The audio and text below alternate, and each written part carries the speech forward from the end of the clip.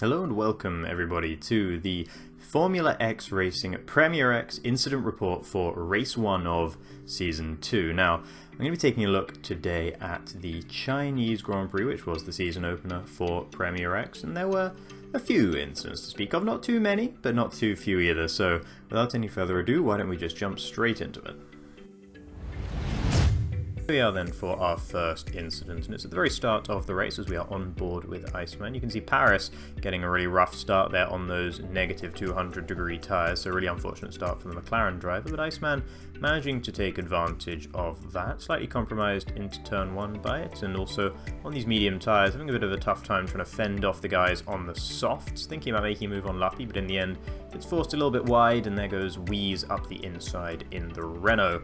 Now all of this is sort of standard fare for a race start until we get down here to turn 6, where all of a sudden things go rather dramatically different, and you can see a huge whack to the side pod sends Iceman off-road. He loses some time, but he doesn't lose much more than that, however.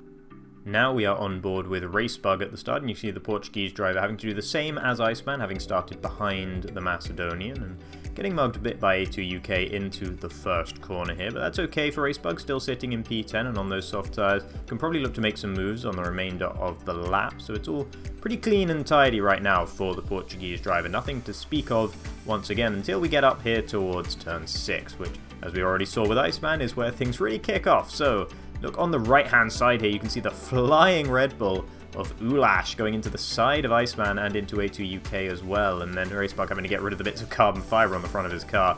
So now if you slow it down here, you can actually see Ulash, the moment they make contact, there's a huge amount of just stuff on the road, and he also made contact with A2UK, who I believe may have picked up a little bit of front wing damage, not sure about that. Ulash definitely picked up a lot of damage though. The weird thing about this incident is that while it's completely of Ulash's making as far as I can tell, he just seems to get absolutely far too hot on the brakes going into turn 6 and just slams into Iceman and then A2UK as well.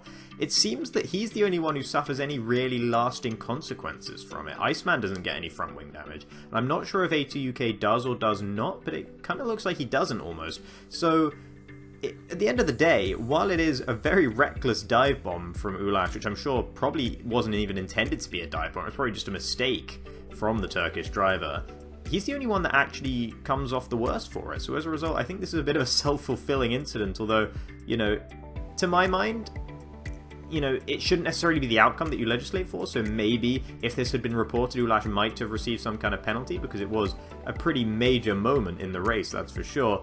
But at the end of the day, not much harm done.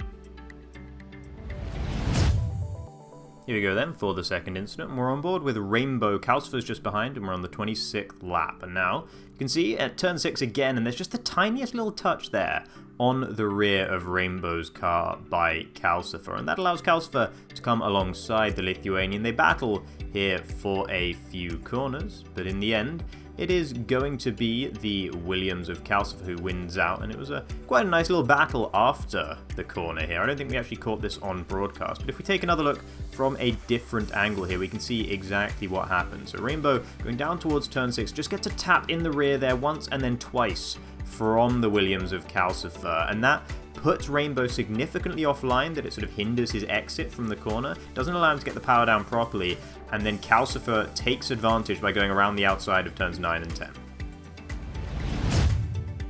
This one's a bit of a tougher one, because Calcifer definitely makes contact with Rainbow. It definitely puts Rainbow offline on the exit of the corner and causes him to be slower on the exit of the corner, and that's what allows Calcifer alongside. But it is such a minor little tap, and almost certainly not intentional from Calcifer's side. But the fact that he takes the advantage that he gets from making contact with the rear of Rainbow and uses that to make the overtake on Rainbow is probably what puts this over the line into something which is worth a minor penalty rather than just something which can be considered a racing incident. I mean, if Calcifer stayed behind Rainbow for half a lap, didn't overtake him until, you know, the next overtaking opportunity down the big back straight into turn 14, then I think everything would be okay and there wouldn't really be anything to report about here. But in the end, because Calcifer took that position there from Rainbow, and it was a pretty critical position as well, right at the end of the race, I think that it merits a small penalty, and I think that's exactly what Calcifer got for this one. Third and final incident of the day, then we're on board with Wheeze Racing, who gets a tap in the rear from A2UK into turn 11, sending him wide through 11 and then 12 as well, where he struggles to get the power down. Now on board with A2UK, we can see that Wheeze was actually regaining the circuit, having gone off on the exit of turn 10. The contact is made in 11, where Wheeze is slower than A2UK is expecting, the Alfa Romeo driver failing to accommodate for the fact that Wheeze would have less grip on his tyres, having been off on the grass, and then thereafter they go side by side down the back straight, where A2UK attempts to overtake the Renault driver. Now this one's actually quite similar to the one we saw before between Rainbow and Calcifer. Wheeze, having been off circuit, is actually, he's much slower than you'd expect him to be through turn 11, so it's kind of understandable that A2UK isn't able to sort of account for that in the moment. He makes the slight mistake, goes into the back of Wheeze, but it's sort of as a direct result of Wheeze's own mistake shortly before. So if it's just that incident costing them both a bit of time, again, it's just a racing incident. No one's doing anything significantly wrong, and everything that people have done wrong is completely accidental. However, like with the previous incident with Calcifer and Rainbow, the problem comes when A2UK tries to use this opportunity to make an overtake on the car ahead. If he just sits behind Wheeze for the remainder of that straight and then tries to overtake him into turn 1, I think it's all fair game. But because he goes alongside him on the next back straight, which he directly compromised Wheeze's entry into, that's where the problem lies here. And I think as a result, A2UK did pick up a penalty point. I don't think he actually picked up any time penalties though.